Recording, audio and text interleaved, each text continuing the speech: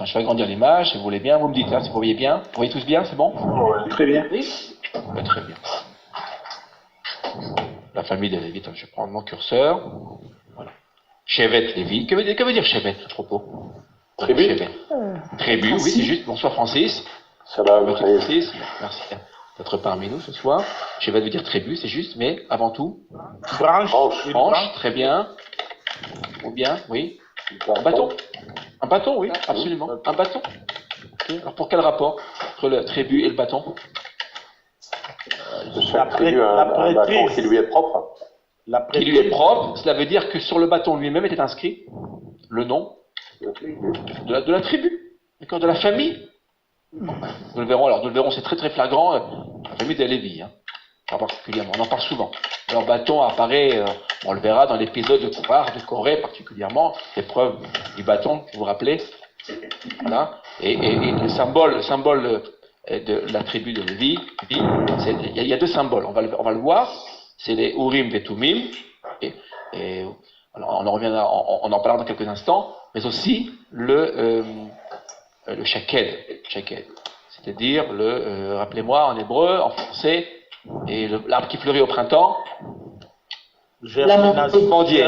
Voilà, exactement, tout à fait, l'amandier. Voilà. Pourquoi l'amandier d'ailleurs par rapport à Lévi? J'ouvre une parenthèse qu'on va vite refermer. Pourquoi d'après vous? L'amandier, je viens de vous le dire, c'est le premier arbre qui fleurit. La précocité. Précocité, absolument. L'assiduité, la permanence aussi. D'accord? Et nous verrons que les Lévis donneront naissance à qui? À quelle famille? Famille des Kohanim. Les prêtres. D'accord? Or, les prêtres, si vous lisez le texte biblique, ils sont toujours très très rapides à accomplir leur service divin.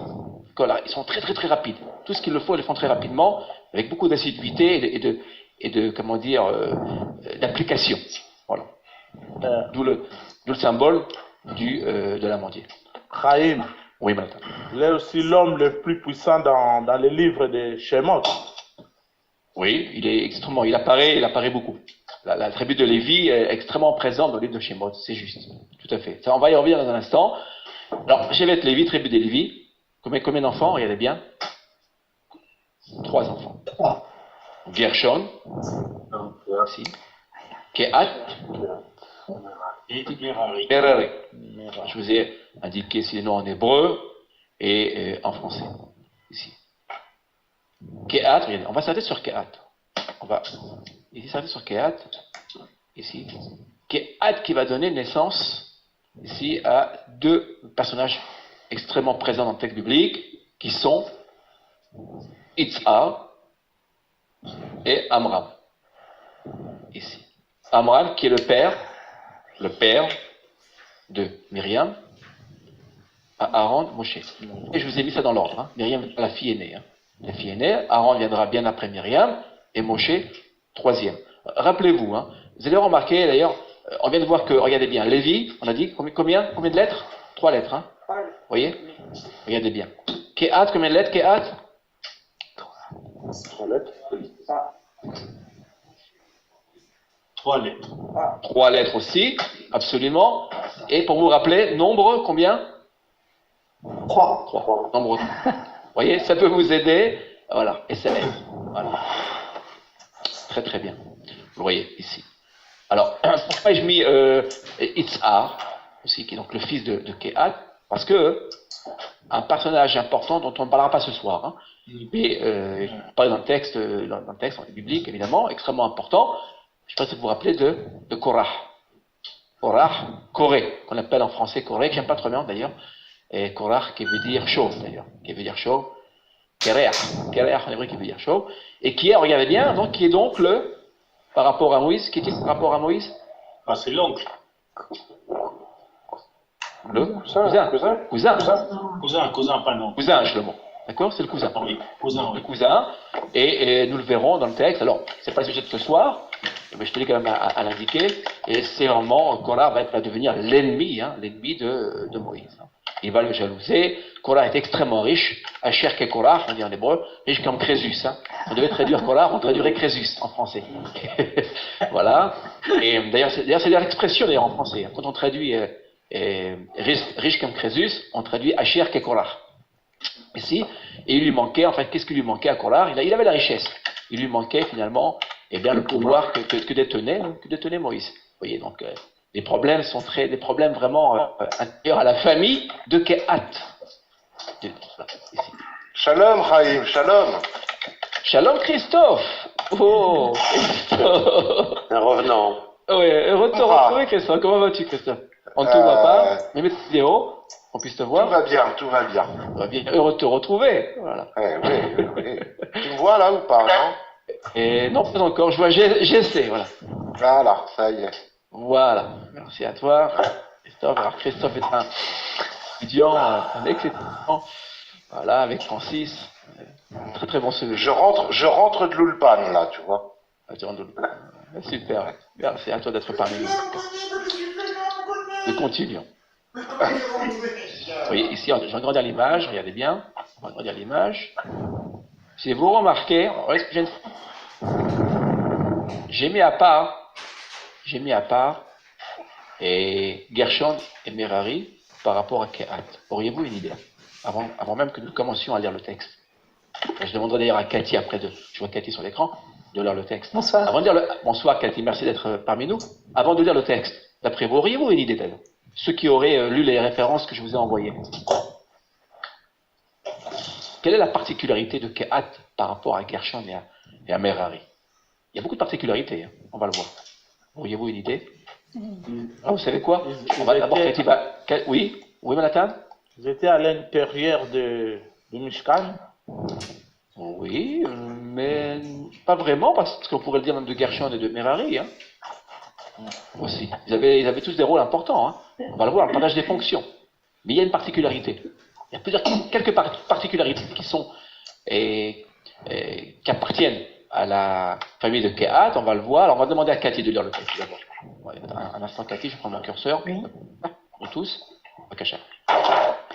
Ou Mishmartam Haaron והשולחן והמנורה והמזבחות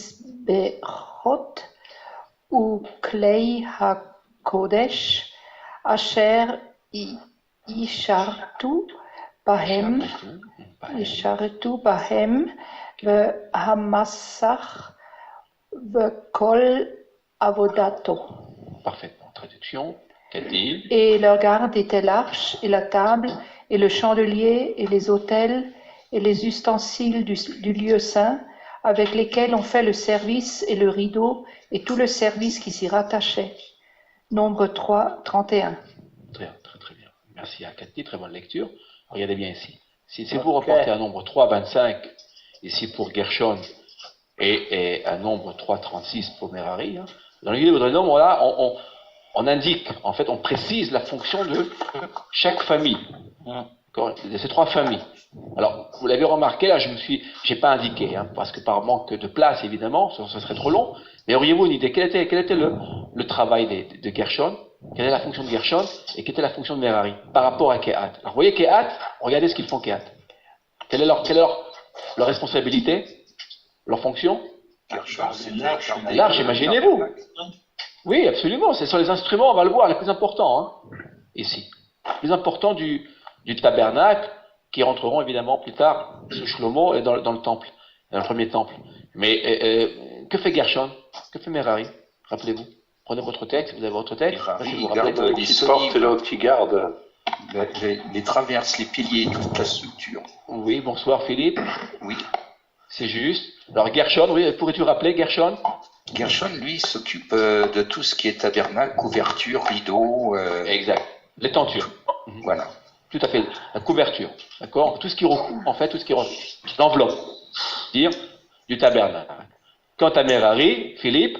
Merari, il garde la structure. Les solives, tout ce qui est en bois, les traverses. Absolument. Les solives, les planches, les bases du tabernacle. Vous voyez, partage vraiment extrêmement précis, et on se partage les fonctions, et personne ne se jalouse, il y a un partage tout à fait extrêmement important. Mais vous voyez, j'ai mis Kehat ici en avant, parce qu'évidemment, Et ça, nos sages nous le rapportent.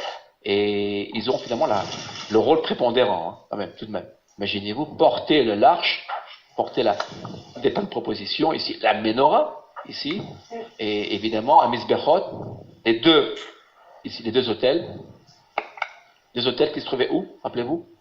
Pourquoi au pluriel ici? Misbechot, deux hôtels qui se trouvaient, un à l'extérieur, L'autre dans le lieu saint. Absolument, Francis. Alors, à l'extérieur se trouvait l'autel des sacrifices. Oui. On sacrifiait les animaux.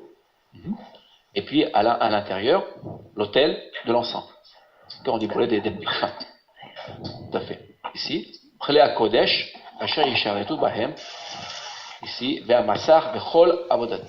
Ici, vous voyez le Massar, c'est les questions ici, le rideau. En hébreu moderne, Massar, c'est un écran. Ici. Le rideau, alors, de quoi est-il par le rideau là? D'après vous? Du voile, c'est un voile. Il faudrait même par le voile. Pour le comprendre, il faut lire le texte. Regardez bien. Ce que je vais faire, regardez ce que je vais faire. Vous voyez ici, Aaron, je mets un trait ici là. Aaron, c'est l'arche. Trouvez l'arche. Ça se trouve Un des saints. Un saint. C'est ça? Absolument. Les saints. Non. Ah non? L'arche dans le sein des Le Saint des Saints. saints. Dans le sein des saints. Attention, voilà, le Saint des Saints, tout à fait, la partie la plus sainte, où le grand prêtre, le Kohen Gadol, il pénétrait une fois par an. Quel jour? Vous vous rappelez quel jour? Pour le jour du grand pardon. Ça, c'est la première partie. Vous avez le reste des instruments, la table des pains de proposition, la menorah, le candélabre, donc à cette branche, et l'autel, l'encens, qui se trouvait le saint. Il y avait 3 instruments. Alors, pour diviser, pour séparer le saint du saint des saints, Il y a un rideau. il y a un rideau, tout simplement. Le massar. Ici. Vous voyez, ici. D'accord. Alors, la synagogue, là, on l'appelle la parochet. La synagogue, alors je fais une petite note. Vous savez que la synagogue, en fait, c'est le temple ou le tabernacle en miniature. Hein. Tout ce que vous trouvez dans le temple ou dans le tabernacle, ben, vous le retrouvez à la synagogue. Voilà. Donc c'est là, le Héral est séparé du rideau. Avec Absolument. un rideau. Absolument. Le Héral, c'est l'arche. Tout à fait. Où se trouve les rouleaux. Les rouleaux de la Torah. Donc si vous regardez le Héral, vous verrez qu'il y a toujours un rideau. Ça s'appelle la parochet. Tout à fait. En hébreu biblique, on appellera massar. Ici. Chaim, ça vient aussi du mot idole. Il y a aussi le mot idole dans Massara. Alors, Non? ok, alors tu as très bien, je vais bien le noter. Masecha, hein, qui veut dire masque, en fait, tout à fait, Masecha. Et ce terme Masecha qui ressemble au Massar sera appliqué au veau d'or. Tout à fait au veau d'or. Et Masecha, c'est-à-dire, vous voyez, le voile, mais là dans le sens négatif, c'est-à-dire le voile qui sera entre Israël et l'Éternel. En construisant le veau d'or, Israël finalement, et mettront une séparation entre eux-mêmes et l'Éternel. Mais là, il faut le prendre évidemment au sens positif du terme. C'est la séparation. Qui d'ailleurs, en hébreu moderne, je vous le rappelle, est devenu un écran. Voilà. Chaim, si tu permets, il y a quand même, il y a beaucoup de personnages qui sont très importants, c'est sans doute. Il y a un qui est particulièrement important parmi ces 3 que tu as nommés, et les fils d'Aaron et Eliezer, qui est quand même le capitaine général, qui a la charge de surveiller à que tout le monde fasse son travail. Absolument, et absolument. Le deuxième, son fils, qui prendra finalement la suite du grand prêtre. C'est juste. Tout à fait. Alors vous le verrez ce soir. Vous voyez, on vient de commencer rien. On parle des Lévim et des Kohanim. Retenez bien cela parce que vous verrez, nous passerons à la bénédiction de Moïse, lorsqu'il viendra bénir les Lévim. Vous verrez quelque chose d'assez intéressant qu'on ne fait pas attention très rapidement. Alors attention à cela, retenez bien. Vous verrez ce que dit la bénédiction de Moïse, Moshe. La raison pour laquelle d'ailleurs je l'ai introduit dans notre étude ce soir. Alors, attendez, ça en va. Mais est-ce qu'on ne retrouve pas toute cette répartition des familles lors de la construction de la tente d'assignation? Bien sûr. Bien sûr, dans les livres des nombres, là, dans le livre de Shemot, de l'Exode, Voilà. on retrouve. Hein. Il y a un ordre. Ah oui, oui, oui. Tout est... Là, dans les Mais, dernières parachas, on l'a retrouvé. Hein. Yesh Seder, comme on dit en hébreu. Yesh Seder. Il y a un ordre. Il y a un ordre, vous voyez, extrêmement précis. Vous savez que même si vous prenez même les instruments, pas seulement les instruments, les solives, les planches, etc., elles étaient numérotées. Hein. Elles étaient vraiment numérotées, il ne faut pas qu'on en perde, elles avaient leur place, et il ne fallait pas se tromper de place, elles étaient numérotées, et donc les Kohanim, ils étaient donc responsables, si vous prenez Merari, la famille des Merari, eh bien, elles savaient exactement comment monter, en fait, construire le tabernacle. La tente, absolument. Imaginez-vous le travail. Il fallait vraiment qu'il y ait une unité entre les trois familles, les trois familles en fait. Une unité extrêmement forte pour pouvoir construire le tabernacle. Hein. C'est un travail, c'est un Lego en fait. Il le montait, il le redémontait dans le désert. Oui, enfin, le travail. D'un autre côté, il ne le démontait pas tous les jours. Pas tous les jours, mais tout de même. Il fallait le démonter, il fallait le démonter, d'accord. Si on suit toutes les stations, d'accord, qu'ils vont traverser dans le désert, c'est pas facile. Hein. On est dans les conditions du désert, n'oubliez pas. On va demander à Martine. Il faut Martine qui est parmi nous. Non, Martine n'a toujours pas branché. Bernadette, bonsoir Bernadette.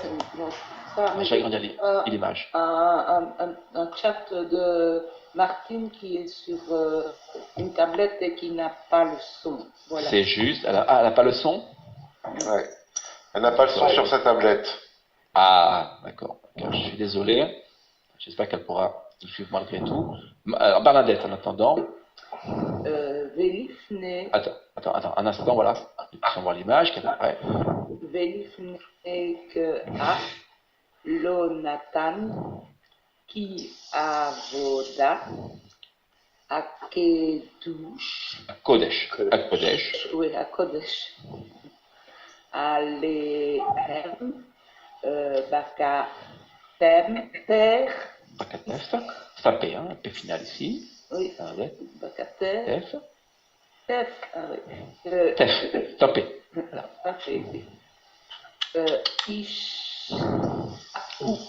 Issa.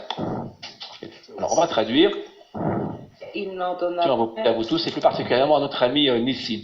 D'accord, après, si vous voulez bien. Et Bevakasha, traduction Bernadette. Mais il n'en donna point au fils de Kéa, parce que, selon leur fonction, ils devaient porter les choses saintes sur leurs épaules. Alors, vous voyez ce verset, est assez particulier. Je ne sais pas si vous avez remarqué. Avez-vous remarqué? Qu'est-ce que je fais cette fois-ci? Je vous félicite. Merci beaucoup, Nissim. Je m'en doutais. Et ce verset, je ne pouvais pas faire autrement que de mettre les signes et de cantillation, les taramé à Mikra.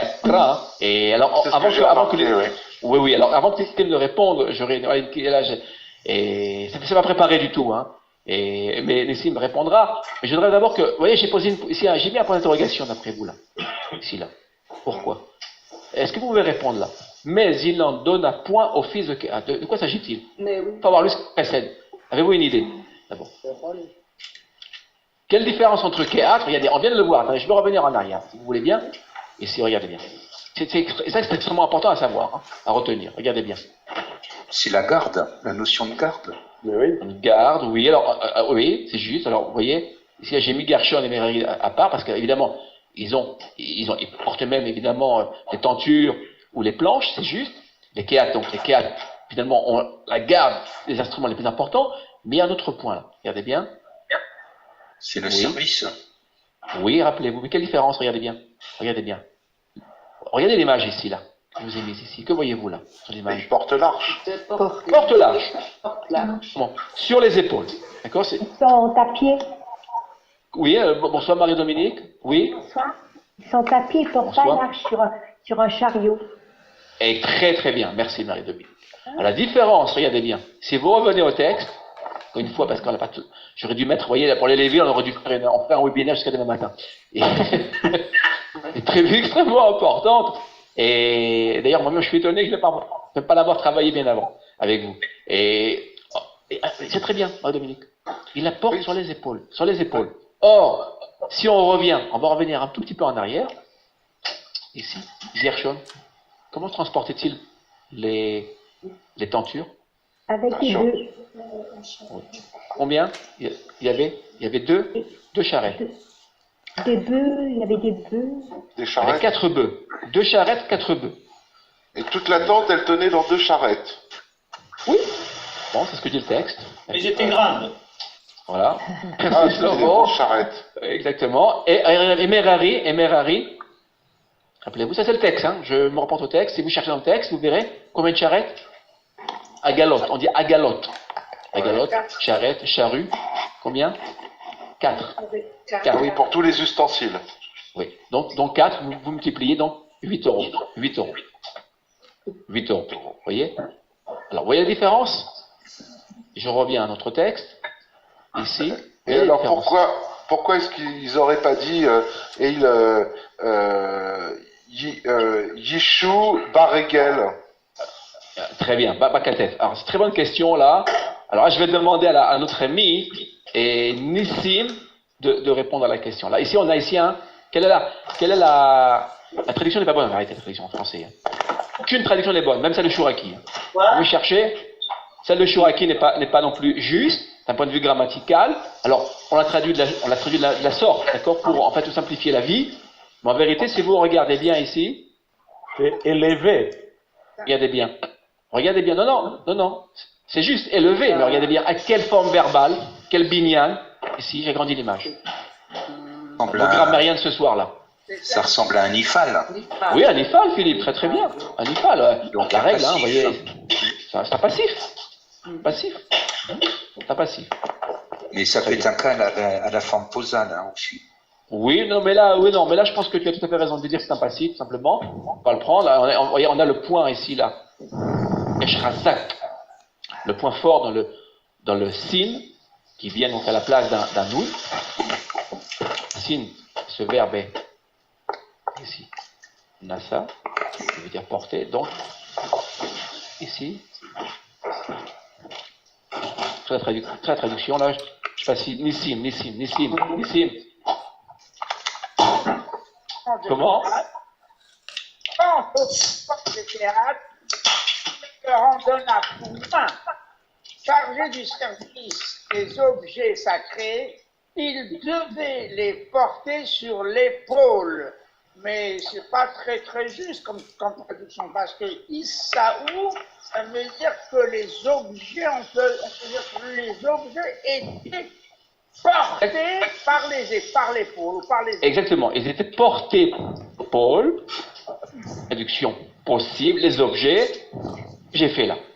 Alors là, je trouve que le texte dit parce que les termes amiques, c'est bien là. Vous voyez ce signe-là qui est ici, là? Oui. Nissim, Oui. à la rescousse. Nissim, appelle ce signe.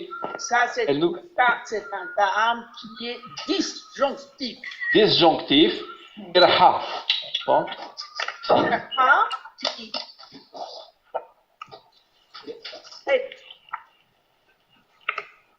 Ça veut dire que Issaou n'a rien à voir avec Bakat. Exactement, ça veut dire que Issaou, regardez bien ce que je vais faire. Regardez bien ce que je vais faire là. Là, ce que je vous rapporte, c'est de nos sages. Hein. C'est ce que nous disent nos sages. On peut lire de deux manières différentes. Ou bien c'était les objets qui étaient portés. Ou c'est le contraire. Oui, ou bien c'était qui? L'arche qui portait le Non, oui, l'arche qui portait les objets, d'accord, tous les objets, hein, l'arche, la menorah, etc., d'accord, qui portait qui? Regardez la flèche, qui portait qui? C'est eux qui étaient portés, vous le voyez? Ici. Ce tout petit signe-là, qui paraît anodin, hein, ici, permet de traduire différemment. Ça veut dire quoi? Ça veut dire que, et ça je trouve qu'il y a une idée qui, à mon avis, est une idée extrêmement importante. Parfois, nous croyons porter l'idéal, d'accord? Pourtant, c'est pas vrai. C'est l'idéal qui nous porte. Vous voyez? Ici. Kéatim était porté par, en fait, par leur culte, par leur responsabilité. Et ce n'est plus eux qui portaient l'arche, c'est l'arche qui les portait. Je ne sais pas si vous imaginez la portée, si je puis dire, d'accord, de ce commentaire. Oui, ils avaient la responsabilité du service des sanctuaires. Absolument, absolument. Quelque chose qu'on ne peut pas mesurer, c'est toucher physique. On ne peut pas mesurer l'importance de cette responsabilité. Voulez-vous être responsable de l'arche, d'accord? C'est comme si maintenant on venait vous voir et qu'on vous dise, eh bien voilà, dès demain, eh bien vous porterez d'accord, sur vos épaules, c'est ce que dit le texte, a priori, d'accord? Vous porterez sur vos épaules l'arche d'alliance, imaginez-vous. Bon, responsabilité, quel honneur. Ici.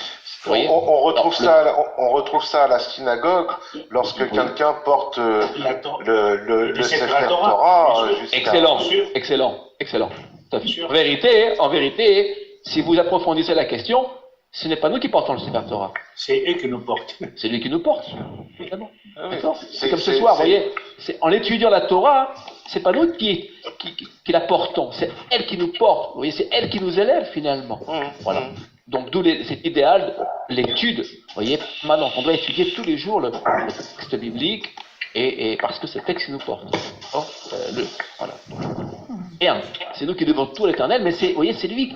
Cette étude-là, c'est elle qui nous porte. C'est ce que dit le texte ici. Vous voyez, Isaou.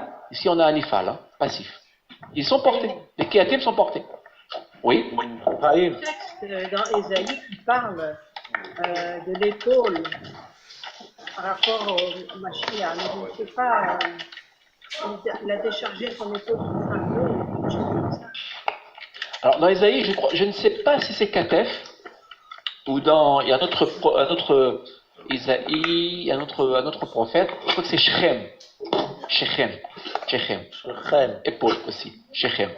C'est le même mot, c'est le même mot, Shechem. Shechem. Oui, madame.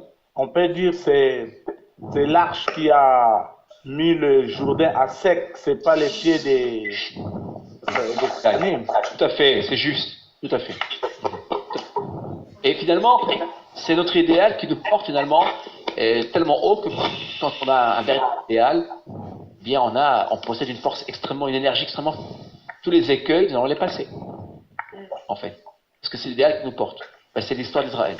Et c'est l'histoire justement d'Israël qui sera portée par l'arche. Alors nos sages diront même par rapport au Shabbat. Vous voyez, ce n'est pas nous qui gardons le Shabbat, c'est le Shabbat qui nous a gardés dans l'histoire d'Israël. Et aussi, on a tout ça dans nos textes. Ici. Donc vous voyez, attention, quand vous lisez un texte, ne faites pas sur traduction. Alors j'ai laissé ici évidemment la traduction asique,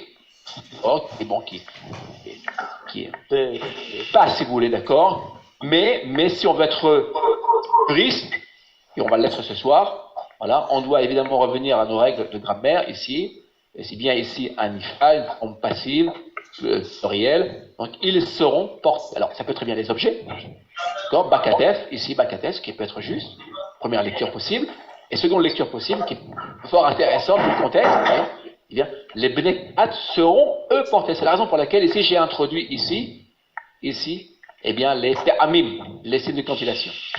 Voilà. Alors, je m'en excuse, et auprès de Nissim, je ne l'ai pas fait pour tous les textes.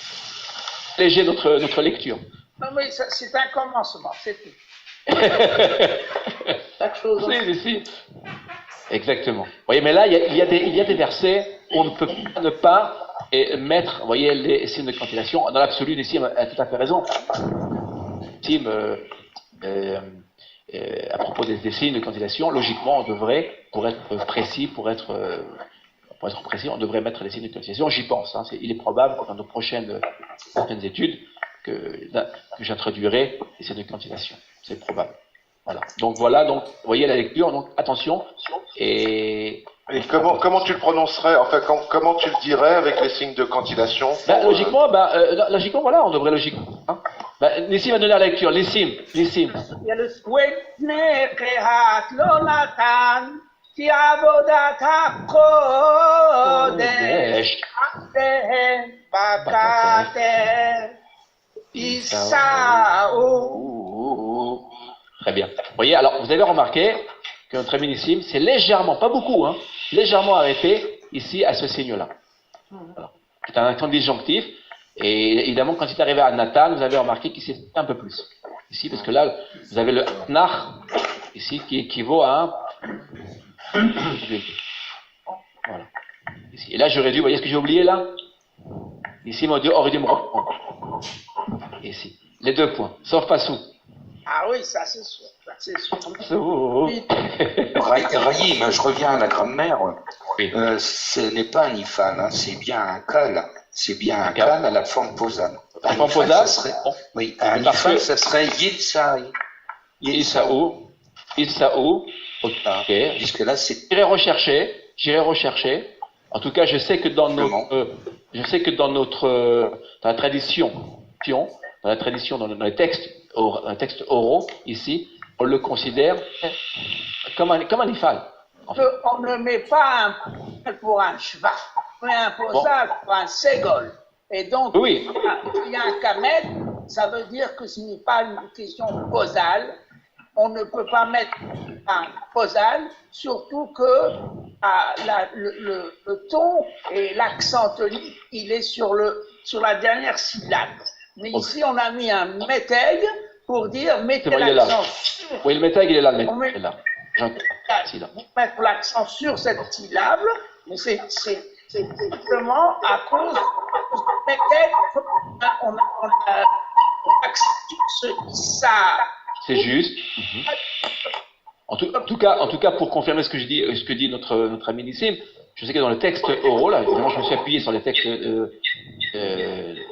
mudes, ici, eh bien, il est considéré ici comme un ifal, en fait, ici. Seront portés, et non pas porteront, si vous le voyez, ici. Vous voyez, alors, c'est vrai que, on pourrait très bien le croire, j'irai rechercher, Philippe, merci pour la remarque, ici, c'est vrai que le kamas peut très bien venir ici en forme posale. Nous l'aurons pour les termes, par exemple le terme lechem, on aura lachem, courant. On l'aura aussi pour ça, en verbe, ici. La recherche. Merci Philippe pour la... C'est pour Geffen. Gaffen. Tout à fait. C'est juste. Nous l'avons aussi pour les verbes. Oui. Oui, Stan.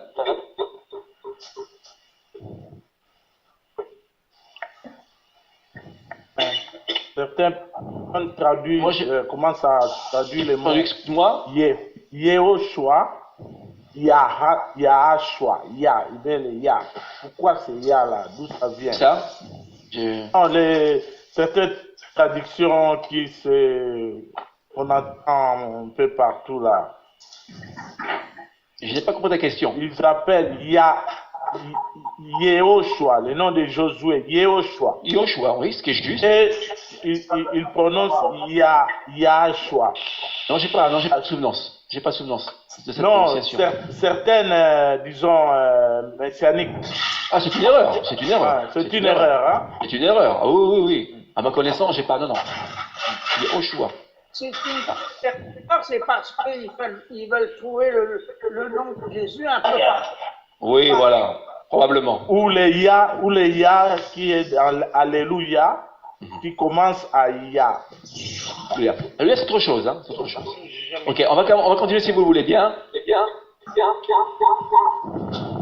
Manhattan va nous lire ce verset, Manhattan. Et pas caché,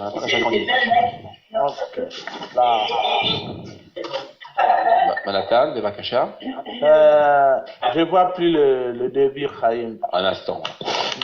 Je peux remettre. Je déplace l'image. Je n'arrive pas. Je n'arrive pas. Tu peux les remettre dans. Tu veux, je remets alors. Ok, on va remettre. Bevakasha. Shmeron ve Levi. Achim Kelei Hamas. Attends, il y a un bruit de fond. Il y a un écho, c'est incroyable. Il y a un écho difficile. Attends, fermez les micros. Un instant. Voilà.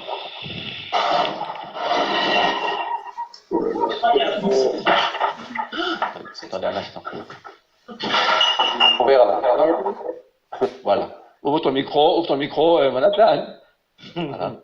Voilà, okay. C'est mieux. Shimon ve Levi Achim Kelei Hamas Mecherotehem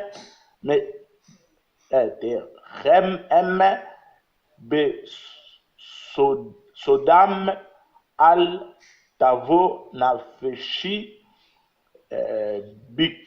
Alam al-Tehad Kevodi qui Be'apam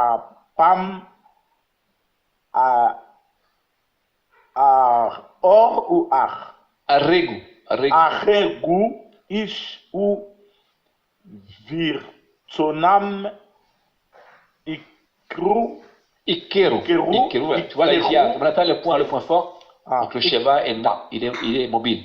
Ikeru. Ikeru Shor. Très très bien. Traduction. Shimeon et Lévi, son frère. Leurs glaives sont des instruments de violence.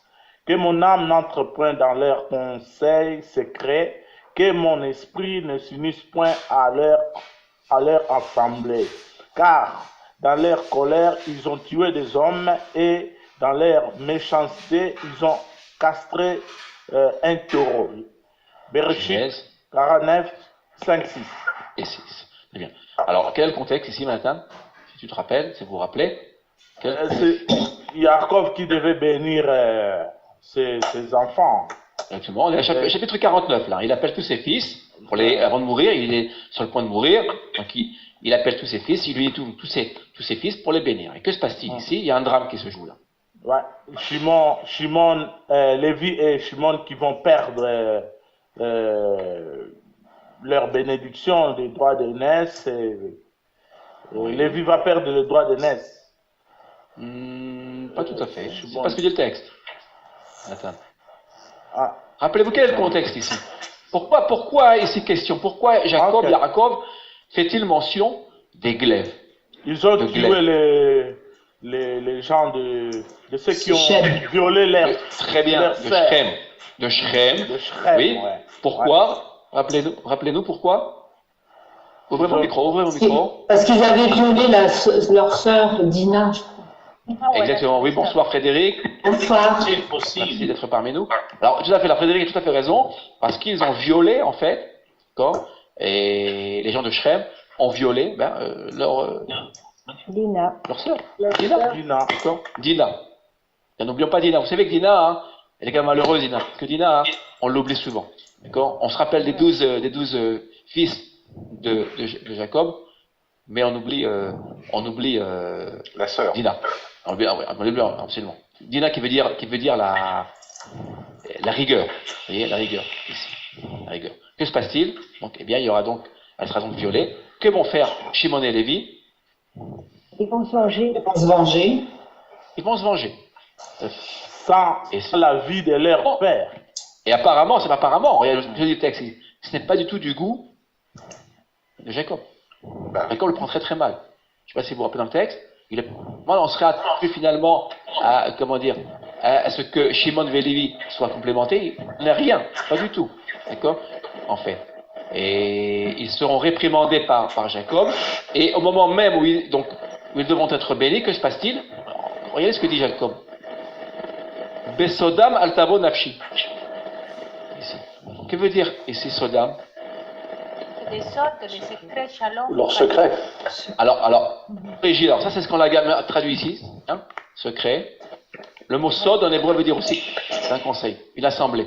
Oui. Ici. Vous voyez le parallélisme, vous voyez ce que je viens de faire là? J'aurais dû logiquement colorier même, vous voyez, Kaal. Kaal, vous voyez Kaal, j'aurais dû le colorier aussi en rouge.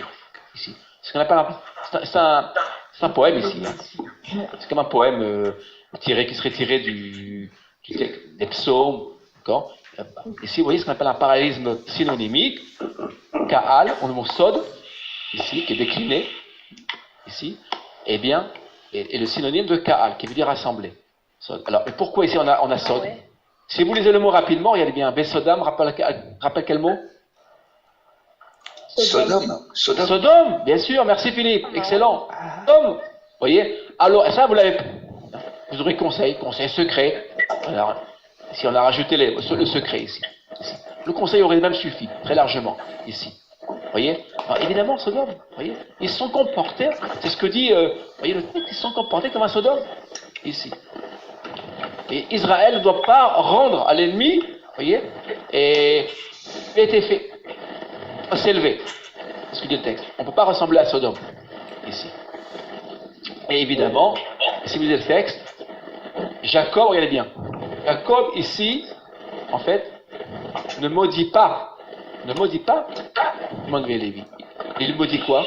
Leur colère. Leur colère. Oui. Exactement. Leur colère et leur passion, c'est ça.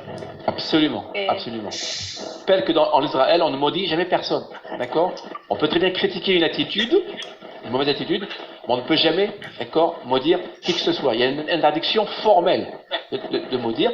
On l'apprend d'ici. On l'apprendra aussi, on l'apprendra après la faute du premier homme. Vous vous rappelez? Ce ne sera pas l'homme qui sera maudit, mais la terre. Et la terre. Merci. Merci Philippe. Tout à fait. Oui. Pour qu'il y a possibilité de faire teshuva. Oui, une remarque, excuse-moi, Shlomo, oui, Shlomo? Non, c'est... Non. Voilà. Chaim. Tout à fait. Oui. On prend des points dans leur conseil conciliabile. On peut aussi dire dans leur ministère, disons, durant tout au long. Oui, il y a une traduction comme cela, je crois. Il y a une traduction, j'ai cru voir une traduction ministère. Moi, j'aime bien conseil parce que nous gardons, Manhattan, le parallélisme ici avec l'essence de communauté. Exactement. La traduction du rabbinat, elle est un peu différente de ce que tu me dis. Dans la traduction du rabbinat, bon, la première phrase, là, les versets 5 et 6, Shimon et Lévi, dignes les armes sont des instruments de violence, et ça ne change pas. Par contre, les versets 6, n'associe point à leur dessein, ô mon âme, mon honneur, ne sois pas complice de leur alliance, car dans leur colère, ils ont immolé des hommes, et par leur pion, ils ont frappé des taureaux. Oui, c'est moins bon quand même, je pense quand même. Parce que là, Ikru, c'est vraiment, regardez bien, vous voyez, Ikru, là, c'est un euphémisme. Hein. Vous voyez ici, il faut garder l'idée de castration. Ce que la Bible ne rend pas d'ailleurs. Vous savez pourquoi c'est un euphémisme? Vous voyez le taureau là, ici, ça veut dire, il y a deux significations. Bien, ça veut dire que ils ont tué les animaux, ils ont castré le taureau qui est un symbole de force, ici. Quel est l'euphémisme? C'est qu'ils ont rendu, vous voyez ce qu'ils ont fait, la vengeance, on l'apprend d'ici. Ils ont rendu, vous voyez, mesure pour mesure. Ils auraient castré en fait, vous voyez, les habitants de Shrem. Alors le texte, vous voyez, il est très, il veut amoindrir, d'une certaine manière, ici la vengeance de Shimon et Lévi. Vous savez que Shimon est considéré comme le plus cruel de tous les Jacob.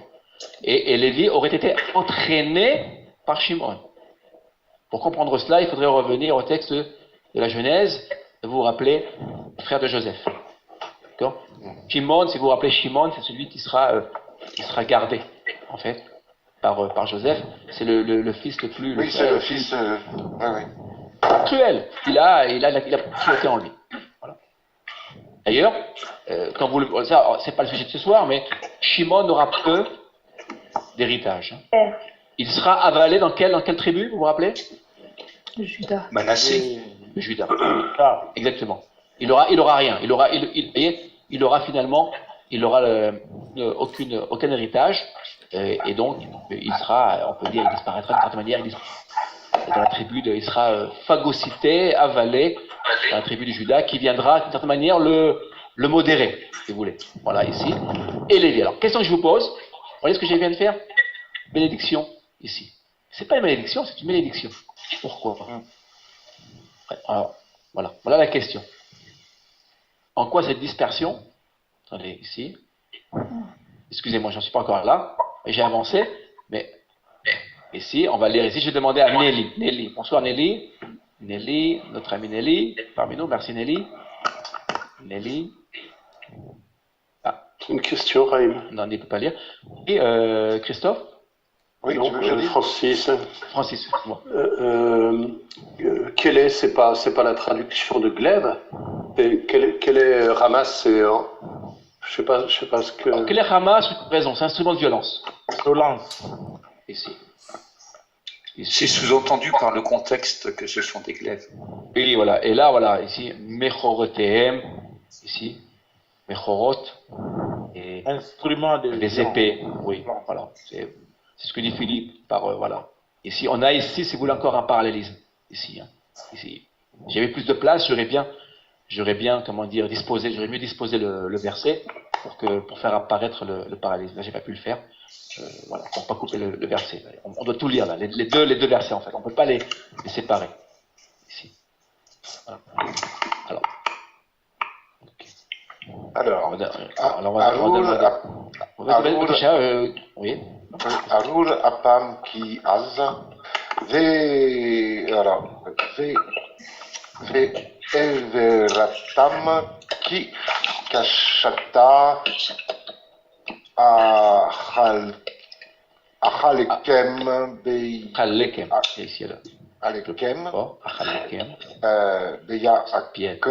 Beyaakov Ve'afitsem Israël, très bien. Maudite soit leur colère, car elle est violente, et leur fureur, car elle est cruelle. Je les séparerai dans Jacob, je les disperserai dans Israël. Très bien. Alors là, vous voyez, il y avait de la place, ici, c'est très bien. Ouais. Donc là, j'ai respecté, vous voyez, les parallélismes. Ici, on a deux parallélismes. Que je sais pas. Apam, Af, ici, c'est leur colère. Nous nous retrouvons ici. Evra, ici, qui est décliné ici, évidemment, en raison du Tam, ici, on a rajouté le Tav est le même, c'est Evra. Et d'ailleurs, vous remarquerez que le mot fureur, colère, Evra, c'est les racines. Avar. Très bien, oui, très bien. On va l'écrire. Mais avar, c'est passé, passer de l'autre côté. Oui, très bien, oui, Yvonne, bonsoir Yvonne, c'est passé. Attendez, je vais corriger là, que ce soit beaucoup plus clair pour nous. C'est très bien. Ça veut dire quoi? Avar veut dire transgresser, passer au-dessus d'eux. Ah, oui. Vous voyez, ici. La fureur, dans la colère, parfois, nous conduit à transgression. On le verra avec Moïse. Rappelez-vous Moïse, lorsqu'il frappera le rocher. D'accord? Ici, voilà. Vous savez que la colère dans la Bible, dans le Tanakh, est considérée comme du Avodazara, un faux culte. Un culte qui ne serait pas rendu à l'Éternel. Tu l'appelles comment? Avoda quoi? Avodazara. La colère, dans le texte biblique, dans plusieurs passages, là, on l'aura évidemment avec Moïse, vous vous rappelez, et on a d'autres passages, la colère est, en tout cas même nos sages le diront, et on a beaucoup de textes à ce propos, nous diront que la colère, eh bien, est une transgression extrêmement grave. Elle est assimilée, identifiée au Avodazara, c'est-à-dire même au paganisme, à l'idolâtrie. Et Zara, comment tu l'écris, Raïm? Excuse-moi, Bevakasha. Oui, je t'en prie. Zara, Avodasha. Ok, Avoda, c'est d'Avod. Zara. Kamatz. Qui est étranger. En hébreu, on ne dit pas idolâtrie, on dit un culte étranger.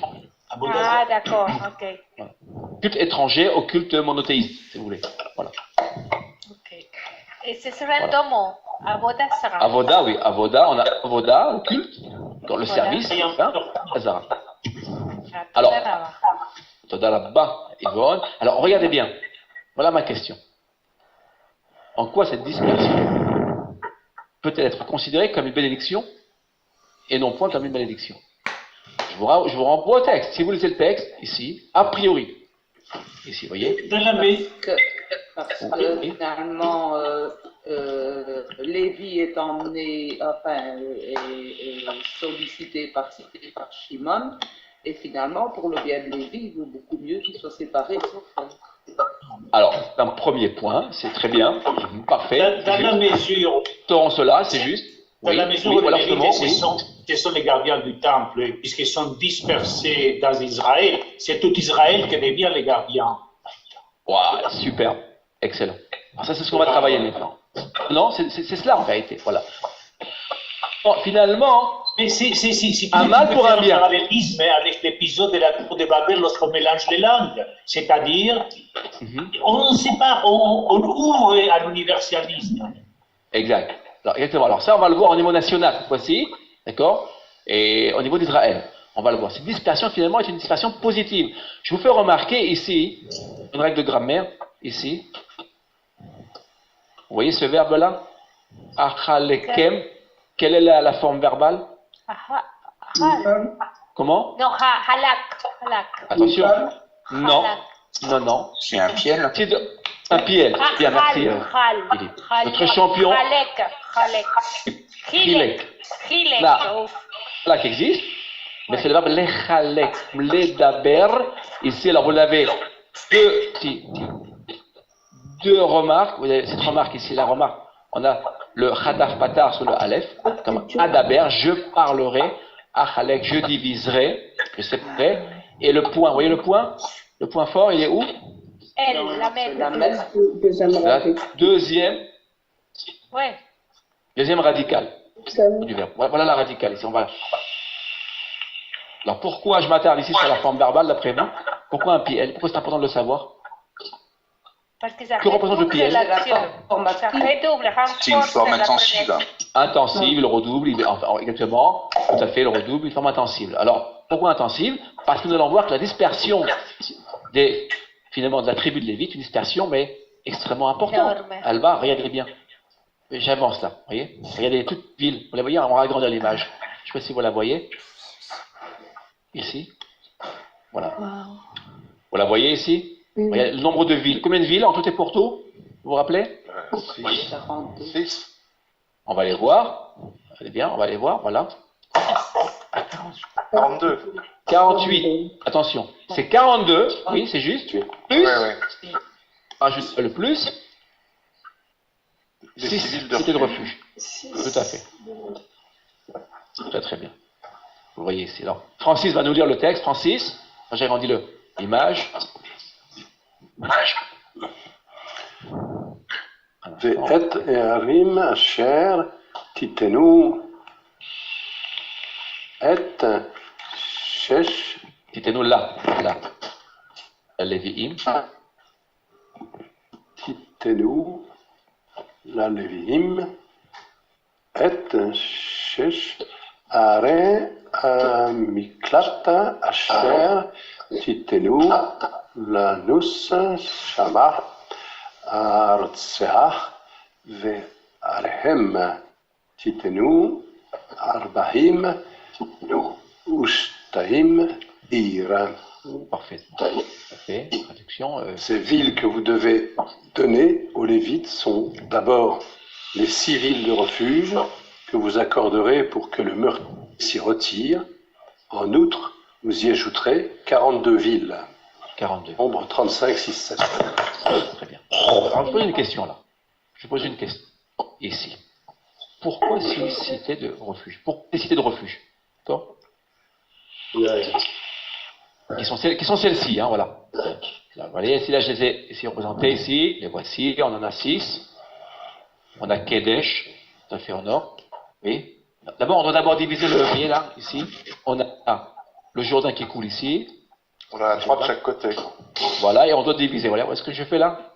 On divise. Absolument. On a Est, Ouest. Ici, alors, à l'Ouest. Allez, je vais diviser. On va enlever cela. Non, à l'Ouest, nous avons Kedesh. Kadesh. Pas Kadesh, attention, hein, à ne pas confondre avec Kadesh. Kadesh Barnea, qui n'a rien à voir avec Kadesh, ici. Kadesh Barnea était en fait une station dans le désert, lorsque les fils d'Israël marchent, avancent vers la terre promise, ici. Attention, Kadesh est ici tout à fait au nord, ici, pas loin du Liban, en fait, aujourd'hui. Ouais. Tout à fait. Et on a Shechem. Voilà la fameuse épaule. C'est Jérusalem.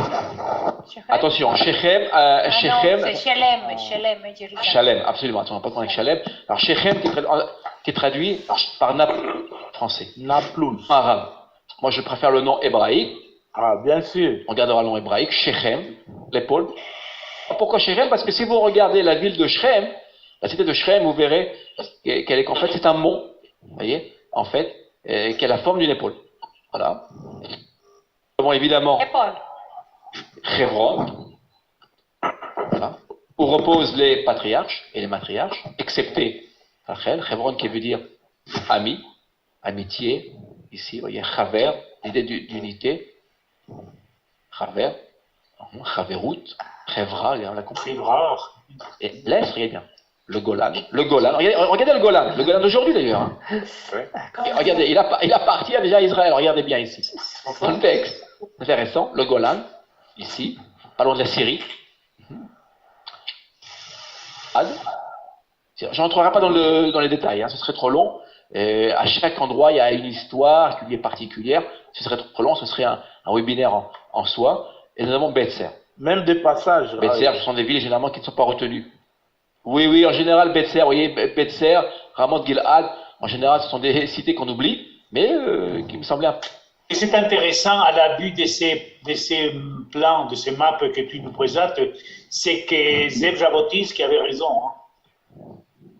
Oui, dans quel sens, rappelle-nous? Bah, est et ouest du Jordan. Oui, c'est ce que j'allais dire. J'ai rien dit, voilà. Moi, j'assume ce que j'ai dit. Hein. Moi, je l'assume ouvertement. Non, mais j'ai très bien. Moi, j'ai compris, mais je voulais que, voilà, que nos amis comprennent. Non, mais je l'assume et je l'ai mis dans la rodos. On avait compris aussi. Voilà. Ça veut dire que. Ça veut dire, voilà, pour Yvonne, ça veut dire que. Merci. Regarde bien, Yvonne. Parce que Et les frontières d'Israël aujourd'hui n'ont rien à faire avec voilà, alors, dans les bibliques. À l'instant. Et quelles sont les résolutions de l'ONU? Shlomo, tu vas trop vite. Doucement. Il ne faut pas crier. Je n'écris pas, je écris. Shlomo, tu vas trop vite. Je voudrais expliquer à notre amie Yvonne, voilà, qui connaît moins que. Voilà. L'histoire, voilà. Il faut comprendre qu'aujourd'hui, c'est pas la maternelle. Italiano. Ah, j'ai passé Italiano. On aurait pu parler. Mamma mia. Ma tu. Yvonne parla italiano? E in italiano ne pas parler. Tu sei italiana? Tu sei italiana? Da dove? Di Carpati. Perugia. Perugia. Perugia. Io sono a Bologna. Criez beaucoup plus fort. Io ho capito. C'est pour ça qu'elle parle tout de suite. Vous avez avec nous, Yvonne? Perugia. Alors, Yvonne, quand elle parle, j'ai beaucoup de mal, je l'avoue. Ce que j'allais te dire, Raïm, c'est qu'il y a aucune de ces villes qui est chez nous, hein, à ce Jourdain. Alors voilà. À part le Golan aujourd'hui, j'ai fait une petite. Voilà, attendez, ce qu'on va faire, je vais quand même corriger, ici. Voilà. Toute cette partie-là, voilà, je corrige évidemment, ici, toute cette partie-là appartient à qui aujourd'hui? Jordanie. Jordanie. Voilà. Alors je vous le rappelle, la Jordanie, on ne fera pas encore d'histoire ce soir, d'accord? La Jordanie est un État artificiel à l'origine. Hein. Oui, on sait. Et ce sont les Anglais qui l'ont vanté. Ah ouais? Tout à fait. Et d'après l'accord de San Remo, et il faudrait, ici, tout ça appartient, encore. Quand San Remo n'a pas été, invalidé. Hein. Si vous cherchez, mettez sur Google accord de San Remo, vous le verrez, c'est de l'histoire, c'est intéressant. En général, les nations effacent l'accord de San Remo, mais l'accord de San Remo qui est un accord historique. Hein. Et d'un point de vue historique, eh bien, tout ce que je viens d'encadrer, il y a le cadre grand là, le grand cadre, d'accord, et l'Israël qui devrait être l'Israël d'aujourd'hui. Voilà. C'est ce qui fut promis par les grandes puissances, futur fondateur de l'État d'Israël, voilà, et pour des raisons historiques un peu complexes, eh bien, les nations n'ont pas tenu de promesses. Et elles ont finalement divisé, elles ont pris une règle, comme vous le savez, comme en Afrique d'ailleurs. Vous voyez, elles ont pris une règle, elles ont fait ça. Voilà ce qu'elles ont fait. Elles ont tiré un trait, et puis elles ont donné toute cette partie, la partie est, à ce qu'on appellera la Jordanie. Pour l'instant, et à l'époque, ça s'appelait la Transjordanie. Oui, la Transjordanie. Voilà. Et aujourd'hui, toute cette partie qui est ici, il y a la partie ici là, il y a une partie là qui s'appellera la Cisjordanie, la Judée-Samarie, et aussi. La rive gauche, comme on dit.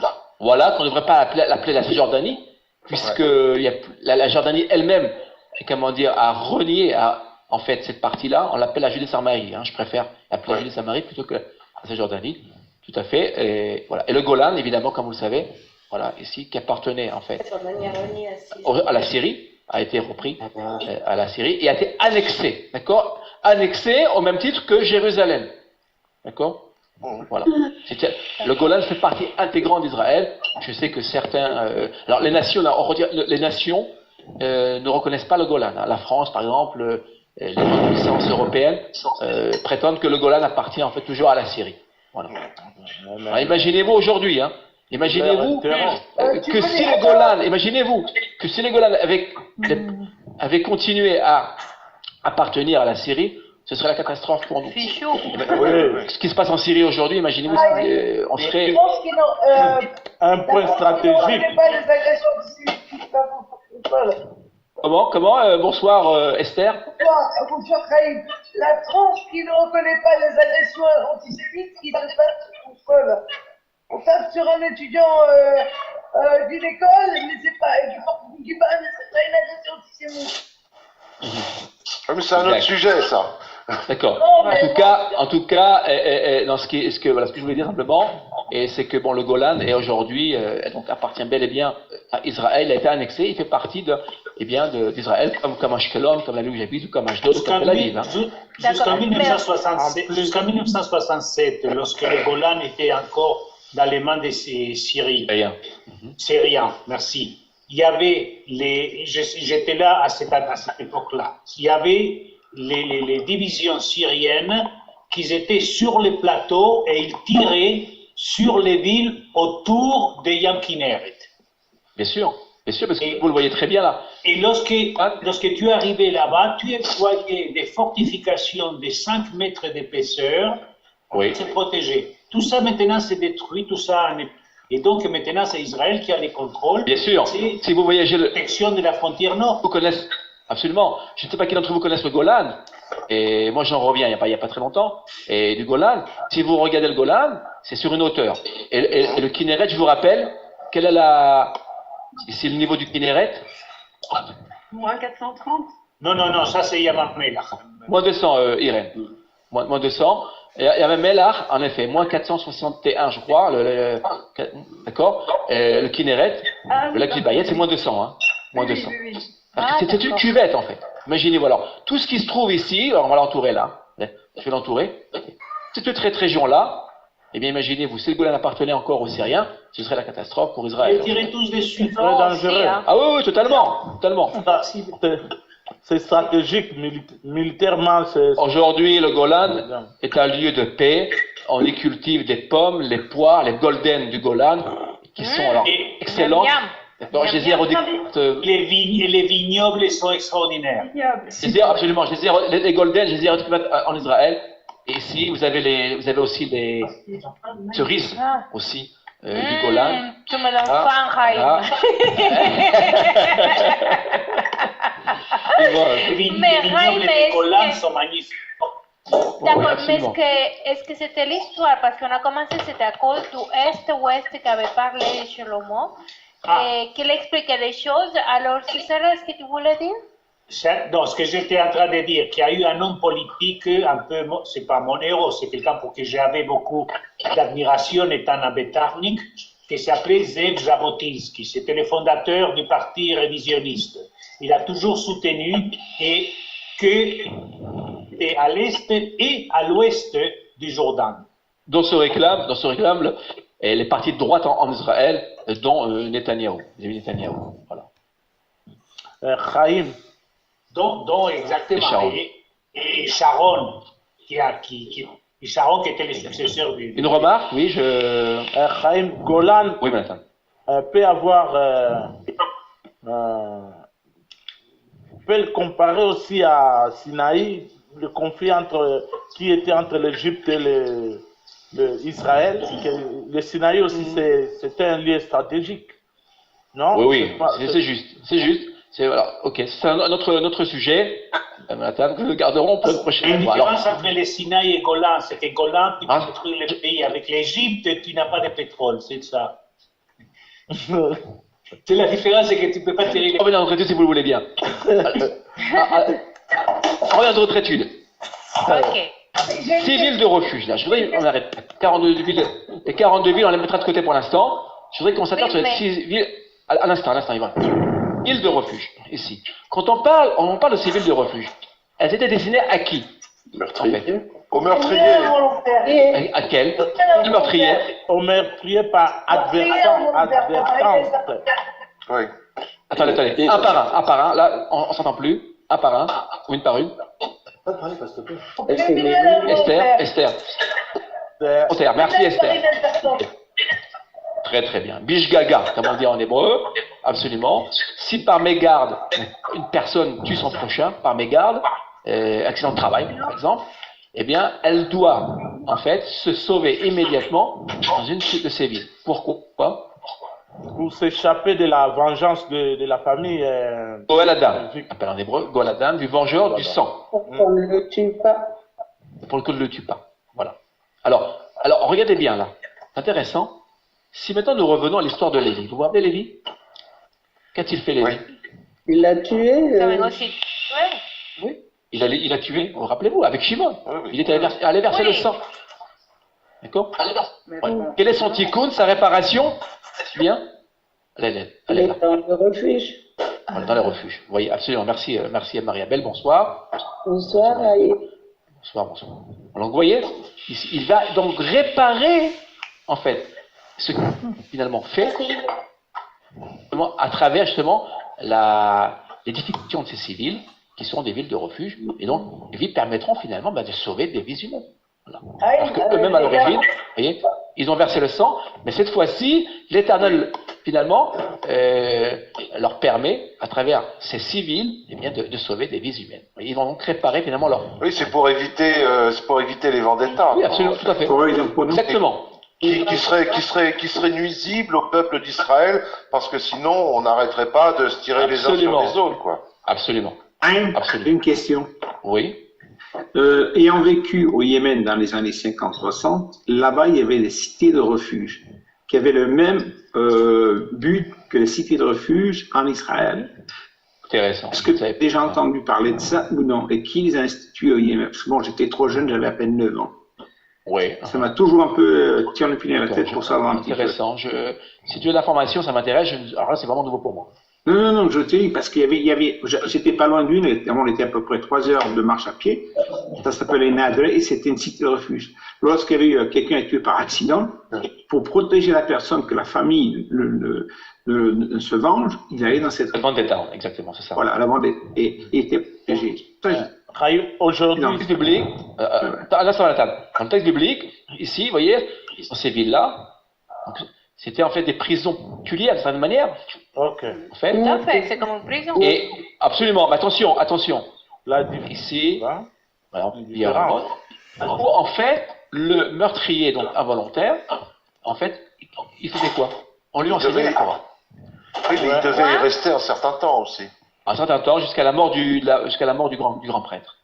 Voilà. Je n'entrerai pas dans le détail maintenant, ici. Il était avec les Cohen pour apprendre. Oui, il apprenait en fait. C'est-à-dire qu'il y a eu donc un meurtre, donc il fallait forcément qu'il soit enfermé de cette manière, ici.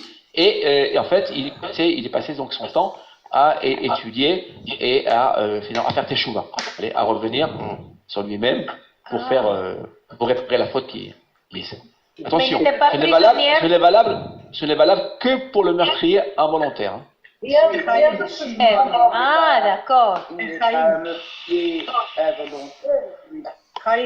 un truc que je ne comprends pas. Oui. Je voudrais poser une question. C'est ce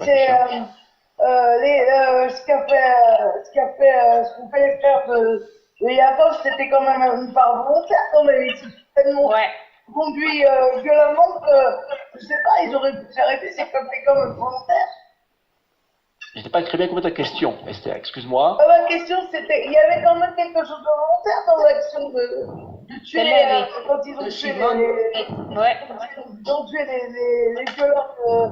Attention, si tu as bien fait attention à ce que j'ai dit, dans nos textes, on nous dit que Lévi, en fait, a été entraîné par Shimon. Shimon, lui, en fait, a le goût du sang. Il est cruel, hein.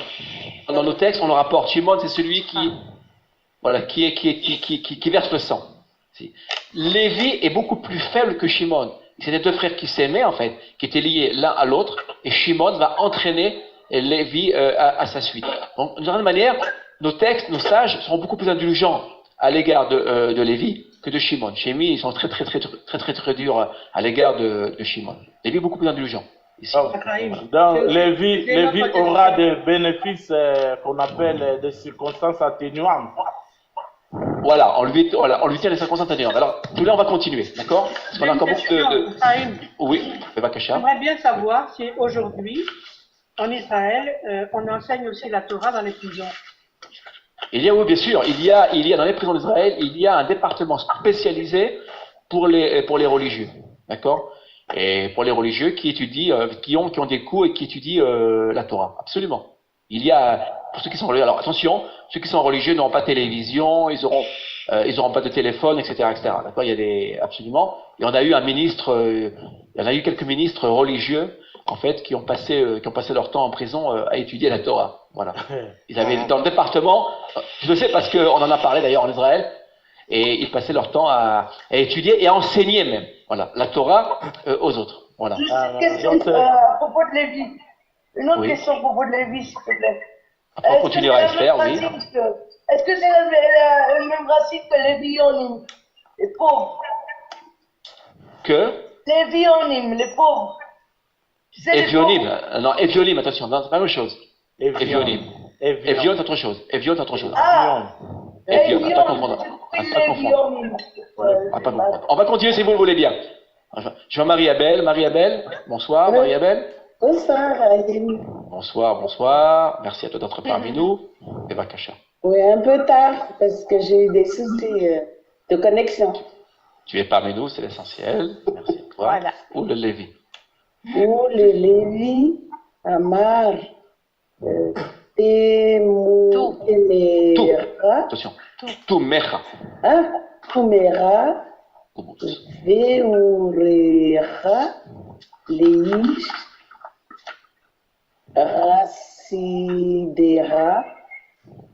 Rasidera, Asher, Misito, Bemasa,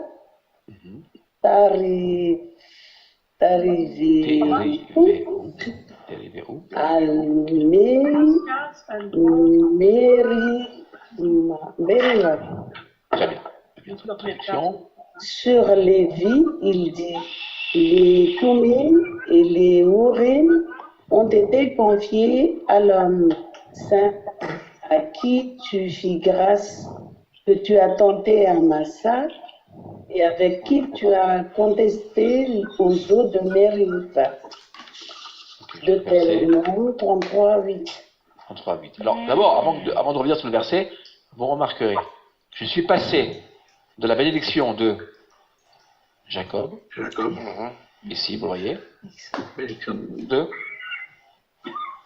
de Moshe, de Moïse, ici, que je vais diviser en 4 parties. Rien que pour les Lévi'im, ici, pour les Lévites, si vous préférez, ici, nous aurons 4 parties, 4 bénédictions. Ici, là. Voici la première. Deutéronome. On a fait un saut, hein, ici. Très bien. C'est encore Moïse avant de mourir, ici. C'est son testament, de toute manière. Ici.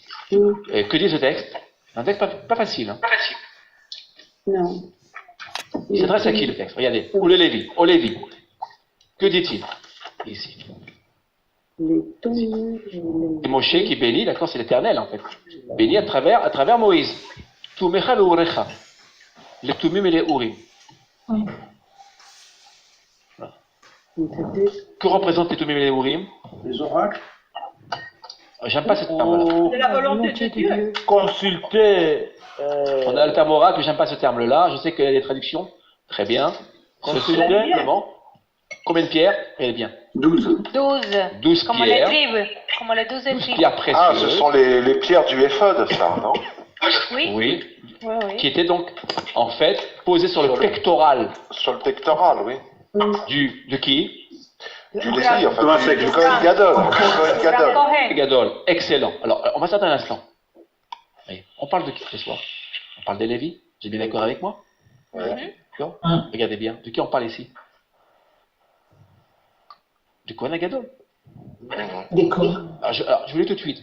La bénédiction de Moshe, et ça, on fait souvent attention à cela, inclut les Lévi et Kohanim. D'accord. vous voyez, ils font partie de la même famille. Alors, c'est évident, vous allez me dire, parce que les Kohanim sont issus des Lévites. Les Lévites. Ce sont les Lévites. Eh bien, absolument. Eh bien, Moshe, ici, va introduire les Kohanim avec les Lévim. C'est la même famille, ici. Vous voyez? Ici, il n'y a pas, d'une part, il n'y aurait pas une bénédiction pour les Lévis, puis une seconde bénédiction pour les Kohanim. D'accord? Pas du tout. Il n'en est rien. La bénédiction qui finalement s'applique au Lévi lui-même, on va le voir, elle s'applique aussi aux Kohanim et aux Kohen Gadol. C'est ce que dit le texte ici. Ah, quelle que soit la tribu qu'il soit. C'est important de le voir. C'est important de le voir, d'accord? Quand on parle de Lévi, on parle de Kohanim, ici. Donc là, on parle ici du grand Kohen, parce qu'il y a que lui qui portait donc ces 12 pierres précieuses. Encore une fois, et je préférerais ne pas employer le terme de oracle, qui nous rappelle le cli.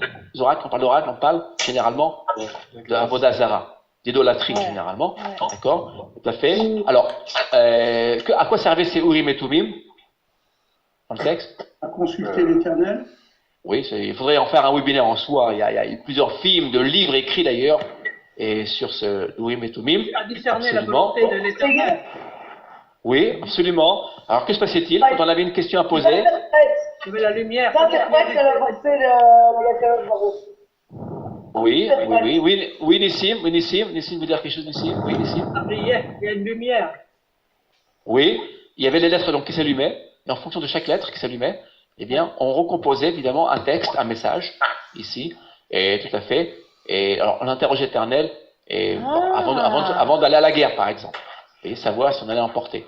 On l'aura lorsque Élie, vous vous rappelez Élie le grand prêtre, Élie, il ira, lorsqu'il ira interroger l'Éternel à propos de Hannah. Vous vous rappelez Hannah? Ah oui. Alors lui, il ira mal le texte, vous vous rappelez? Il ira, lui, dans le texte, il dira ceci.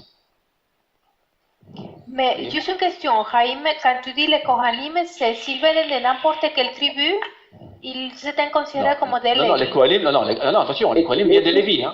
Ah oui, c'est ça ma question. Alors, c'est ça ma question. Normalement, ce sont des Lévis.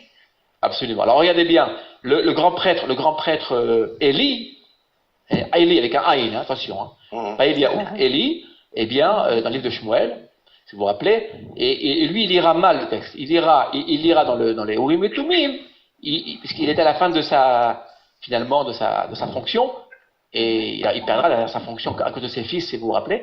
Oui. Et lui, il lira ce mot-là, Shikora. Vous voyez Shikora? Shikora, qui veut dire ivre. Au lieu de lire le mot, regardez bien, à propos de Hannah, à propos de lire le mot. Ah oui. Keshera. Ici. Keshera. Kshera. Se parece como si on dirait kasher. C'est du mot kasher. Comment? C'est du mot kasher. Kshera. Qui veut dire kasher. Elle était là. Vous voyez? Kasher. Vous voyez, c'est les mêmes lettres. Hein. Ici. Voilà. Mais il lira mal le texte. Encore faut-il, vous voyez, pour savoir lire, encore, encore accepté par l'Éternel, ici. Donc, un instant, Esther, je voudrais qu'on conduise le verset, sinon on a, juste un instant, regardez bien ici ce que dit le verset. Asher nisito, que tu as tenté Amasa. Donc ici on parle de qui? Ish Rasidera, on parle de Kohen Gadol, on parle de Aaron, ici, Aaron, et même de Moïse. Vous savez que Moïse aurait dû logiquement être le grand prêtre. À l'origine, Moïse aurait dû être le grand prêtre. Il ne le sera pas pour différentes raisons. Et c'était un Lévi, il descendait de la tribu. Il a tué, il a versé le sang, rappelez-vous, en tuant l'Égyptien. Il a frappé le rocher, vous vous rappelez aussi. Et au buisson ardent, grâce à fonction, pour toutes ces raisons-là, il ne pourra pas devenir le grand prêtre. Que se passe-t-il? Son frère, Aaron, il prendra finalement la fonction de grand prêtre. Que se passe-t-il? Regardez bien. Que tu as tenté Amasa. Qui a tenté qui là? L'Éternel. Très bien. L'Éternel a tenté qui? Il a tenté la tribu des Lévis. Où ça? Amasa. Amasa et Amériva. Vous vous rappelez ce passage-là? Oui, tout à fait. Exode combien? Exode 17. Du verset 1 au verset 7, je vous renvoie. Que se passe-t-il? Il y a un drame qui se joue là, dans Exode. Les fils d'Israël sont sortis d'Égypte, la mer s'est ouverte, et que se passe-t-il? Ils sont beaux, les eaux qui deviennent. Comment? Les eaux qui deviennent la mer, non? Oui, ils se plaignent. Ils demandent quoi à Massa? Ils veulent retourner en arrière. De la viande. Non, là ils veulent de l'eau. Rappelez-vous. Ah oui, de l'eau c'était à bon. Oui. Ils sont amers. Ils sont amers, absolument. Enfin, on l'avait vu absolument, Francis, c'est juste, amers. Et que se passe-t-il? Eh bien, ils vont mettre à l'épreuve l'Éternel. D'accord? Les fils d'Israël. Mais attention, là, c'est pas ce que dit le texte. Le texte dit que là, c'est le contraire. C'est l'Éternel qui mettra à l'épreuve la tribu de Lévi pour voir si la tribu de Lévi, en fait, finalement, elle sera fidèle à sa fonction. Et on le verra. Moïse, que fera Moïse? Moïse défendra l'Éternel. Moïse, on le verra aussi on le verra avec Aaron même. On aura d'autres passages. Mais Moïse défendra l'Éternel. Il dira, mais comment vous n'avez pas honte? Il dira aux fils d'Israël de mettre l'Éternel à l'épreuve. C'est-à-dire quoi? Ça veut dire que finalement, Moïse, qui appartient à la tribu de Lévi, que fait-il lui? Il ne tombe pas, il tient, vous voyez, face à l'épreuve que lui tend, d'une certaine manière aussi l'Éternel. Dans le désert, il y a beaucoup d'épreuves. La tribu des Lévi, vous devez le retenir, c'est celle qui finalement qui sera tout le temps fidèle, en fait, à la parole de l'Éternel. Il y aura quelques chutes par-ci et par-là, mais si on lit le texte, tout le texte du Tanar, la tribu de Lévi est la tribu, on peut le dire, privilégiée, celle qui tiendra aux différentes menaces et aux différentes épreuves qui les attendent. Même dans la faute Les Kohanim. Alors que, oui, Manhattan, excuse-moi, oui. Même pendant la faute des veaux d'or. Alors j'y viens. Je vais y venir. Alors on va y venir, tout à fait, au Vaudor, on va y venir. Alors ça c'est le premier. Massa, ça c'est les autres, Massa, rappelez-vous. Et évidemment, après, Amalek apparaîtra, Rachel Béchala. Mais que s'est-il passé? Regardez bien. Aux eaux de Mériva, rappelez-vous. Ici, là. Ici. Rappelez-vous. On a deux passages, Massa et Mériva. Ici. Ah ben, Mériva, rappelez-vous. Que diront Aaron et Moshe? Ils ont frappé. Oui, mais ils ont dit Notzi lachem maim. Nous vous ferons sortir de l'eau. Sans de dire l'Éternel. D'accord. Mais on le voit, l'Éternel ne quittera pas rigueur, et c'est à la tribu de Lévi, d'accord, qui est la tribu finalement qui restera tout de même la plus fidèle. On le verra lors du Vaudor. Lors du Vaudor, on va y arriver dans quelques instants. Lors du Vaudor, ils ne participeront pas à la fabrication du Vaudor. Oui, une remarque? Là, tu as parlé de la colère. Il y a deux colères que Moshe avait nous. Une qui a été sanctionnée, une qui n'a pas été. La colère du Vaudor n'a pas été sanctionnée par quelqu'un. Excellent. La colère par rapport à l'eau, elle a été sanctionnée par quelqu'un. Et c'est parce que la colère par rapport à la colère du Moshe, le peuple était, la colère du peuple était justifiée. Donc Moshe Rabbeinu devait dominer sa colère. Excellent, tout à fait. Tandis que l'histoire du Vaudor, alors là, il n'y avait pas de justification possible. Tu as tout à fait raison, parce qu'il faut comprendre une chose, c'est ce que dit Esther, et tu me fais penser, on va le voir dans un instant, on parlera du zèle des Lévis. Les Lévis, en fait, c'est une tribu qui est extrêmement zélée. D'accord. Tout ce qui touche à la sainteté, d'accord, et comment dire, ils sont très proches de la sainteté, et ils vont protéger au maximum ce qu'on appellera le lieu saint, le tabernacle et tous les instruments, absolument, et le culte, en fait. Ils ne pourront pas accepter qu'on vienne y toucher, et donc on verra, lorsque le Vaudor sera construit, on verra Moshe, on va le voir dans un instant, on le verra en action, tout à fait. Pour les eaux, il dira, Notzi lachem maim, moi et Aaron, nous vous ferons sortir, nous extrairons de l'eau, et là-dessus, évidemment, il sera châtié, puisque c'est l'une des raisons pour lesquelles il ne pourra pas rentrer en Eretz Israël avec Aaron. Vous voyez ici. Les Israël, ils avaient vraiment foi, ils avaient raison d'être en colère. Mais pas pour la Vodazara du Vaudor. quoi qu'il en soit, vous voyez ici, le symbole, l'un des symboles de la tribu des Lévites, ici c'est les Urim Vetumim. On avait tout à l'heure le fameux bâton, comme vous vous rappelez, de l'amandier, c'est juste. Maintenant, on a aussi les Urim Vetumim. Rahim, il y a une question. Attendez, il y a une question là. Attendez. L'histoire de Martha et Meriba, c'est après la mort de Myriam. Non. Je ne sais pas si c'est. Non, je crois pas. Je ne sais pas si c'est. Je ne crois pas. J'ai pas souvenance. Où Myriam est décédée, il n'y avait plus d'eau. Puisque c'était grâce à elle qu'il y avait de l'eau. Il faudrait revenir au texte. Meriba, c'est après la traversée, hein? Il faudrait revenir au texte. C'est au début, ça.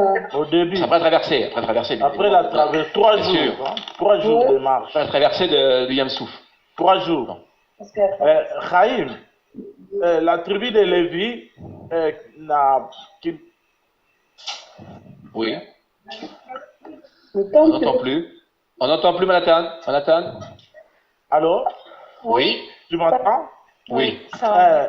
Aaron fait partie de Lévi. Oui. Bon. Tout à fait. Participer à la faute du Vaudor. Oui. Et lui, il représente.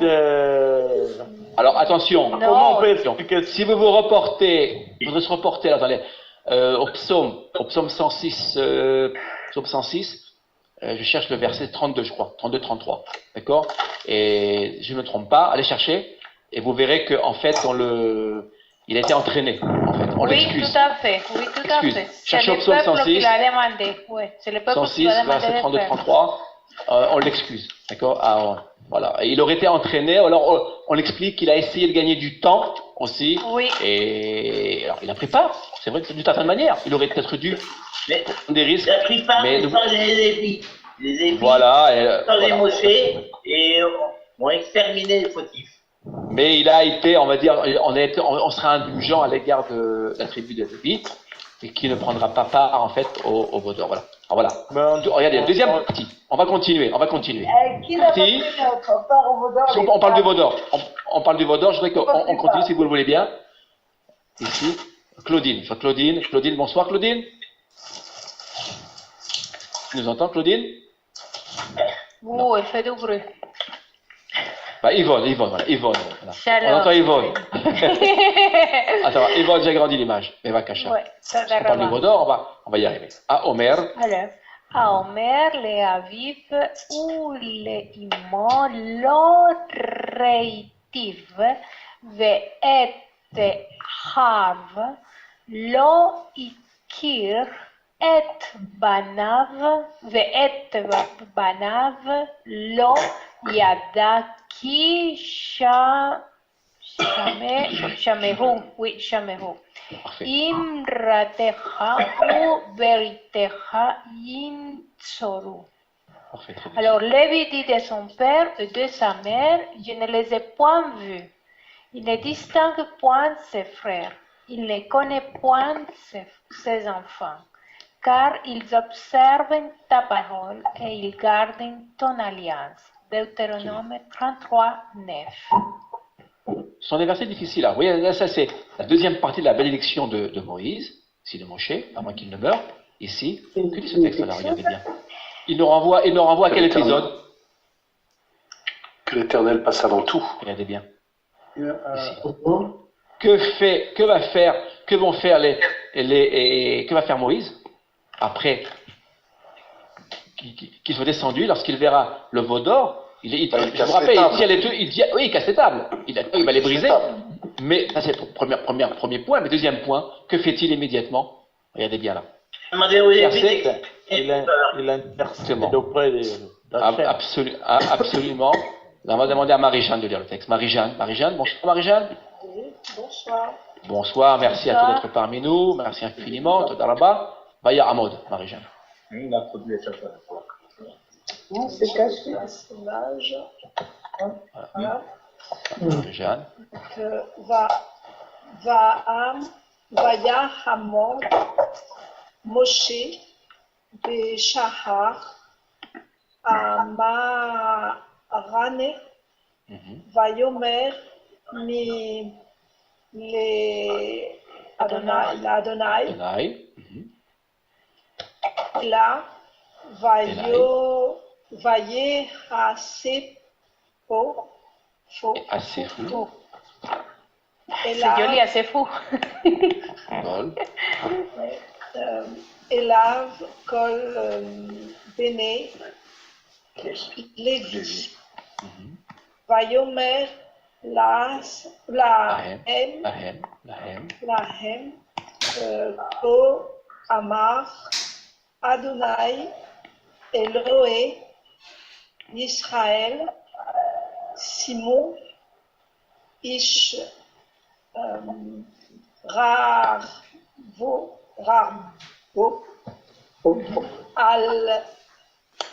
Al-Yecherou, Parfait.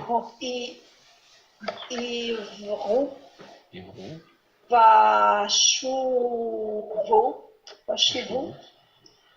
Mishahar, La Shahar, Bamar, Rané, Vaïrgou, Ish et arrive, Veish et Re'eu, Veish et Kerov, Vayaasu, Béné, Lévi, qui débarque Moshe. Très bonne lecture. Traduction. Et Moïse se tint debout à la porte du camp et il dit: Qui aime l'Éternel me suive. Et tous les Lévites se groupèrent autour de lui. Il leur dit: Ainsi a parlé l'Éternel, le Seigneur d'Israël, que chacun de vous s'arme de son glaive. Repassez d'une porte à l'autre dans le camp et immolez au besoin, chacun son frère, son ami, son parent. Les enfants de Lévi se conformèrent à l'ordre de Moïse. Exode 32, 26, 27, 28. Très bien, merci. Voyez, nous sommes remontés ici jusqu'au livre de Shemot. Ici, pour comprendre le passage ici, ce passage-là. Que se passe-t-il? Regardez bien. Qu'ont-ils le particulier Lévi? Regardez bien. Ils servent à Kodesh Baruch Hu. Ils sont jusqu'au bouddhistes. Regardez bien là. Voyez? Même, voyez, ici, les Aviv ou les Imo, ils ne regardent ni à droite ni à gauche. Voyez, ici, ils vont, regardez ce qu'ils vont faire. Ils vont faire couler le sang. Je ne sais pas si vous imaginez. D'accord? Mais même à ses parents, je ne dis pas que son parent, sa famille, oui. Mais si sa famille est Lévi, s'ils sont Lévi, sa famille est Lévi, non? Alors, c'est une grande question ici. La grande question, s'agit-il ici des Lévis ou non? Et si on prend la tradition, si on se rapporte à différents passages du Talmud, Talmud de Yoma par exemple, Yoma, et d'ailleurs